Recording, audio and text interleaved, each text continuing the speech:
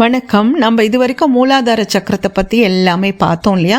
இன்னைக்கு சுவாதிஷ்டான சக்கரத்தை பற்றி பார்க்கலாம். பார்ட் 1 பார்க்கலாம். இந்த சக்கரத்தில் இருக்க ஆற்றல் எப்படிலாம் நமக்கு உதவி பண்ணுது, அது பேலன்ஸ்டாக இல்லைன்னா நமக்கு என்னென்ன பிரச்சனைகள் வருது, அதை எப்படி பேலன்ஸ் பண்ணலாம் அப்படின்றது எல்லாத்தையும் பார்க்கலாம். இந்த சுவாதிஷ்டான சக்கரம் இது சேக்ரல் சக்கரம் அப்படின்னு சொல்லலாம்.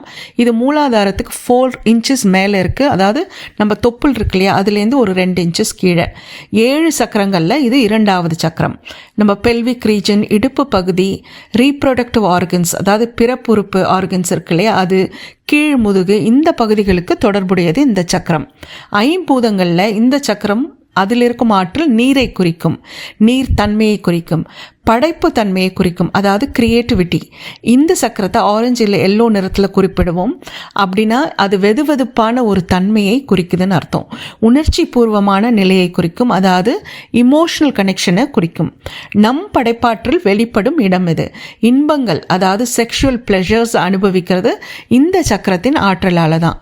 கிரியேட்டிவிட்டி, அதாவது படைப்பாற்றல்னு சொல்லும் பொழுது நம் கற்பனை திறன், கலைகளில் நம் திறமை வெளிப்படுறது எல்லாமே இந்த சக்கரத்தில் இருக்கிற எனர்ஜியால தான். புது புது ஐடியாஸ் எல்லாம் வர்றது இங்கிருந்து தான். கவிதை எழுதுறது, பாடல் எழுதுறது, படம் வரைகிறது, சுவையா சமைக்கிறது, பாடுறது எல்லாமே இங்க இருக்கும் ஆற்றல் நல்லா சீரா செயல்படும் போதுதான். நம்ம ஆற்றல் இங்க நல்லா செயல்படும் பொழுது நம்ம படைப்பாற்றல் வெளிப்படும்.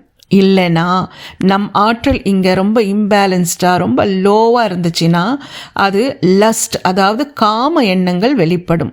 பாலியல் வன்கொடுமை பண்ணுறவங்களுக்கு இந்த சக்கரத்தில் இருக்கும் ஆற்றல் ரொம்ப லோவாக இருக்கிறதுனால இது நடக்குது. பொதுவாக சுவாதிஷ்டானா, அதுக்கு கீழே இருக்க மூலாதாரம், இது ரெண்டுமே இம்பேலன்ஸ்டாக இருக்கும்போது தான் இந்த மாதிரி லஸ்ட் இல்லைனா காம எண்ணங்கள் வெளிப்படும். பாலியல் வன்கொடுமை பண்ணுறவங்களுக்கு இந்த 2 சக்கரத்துலையும் எனர்ஜி ரொம்ப இம்பேலன்ஸ்டாக லோவாக இருக்கும். உணவை நல்லா வச்சு சாப்பிட்டு என்ஜாய் பண்ணுறதும் இங்கே தான்.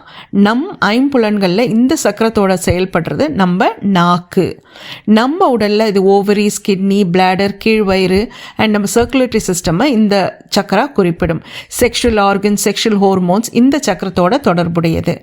இங்கே நம்ம எனர்ஜி பேலன்ஸாக இல்லை அப்படின்னா அதை எப்படி பேலன்ஸ் பண்ணலாம், அதுக்கு என்னென்னலாம் நம்ம பண்ணலாம் அப்படின்றத இதனுடைய பார்ட் 2 வீடியோவில் நம்ம பார்க்கலாம்.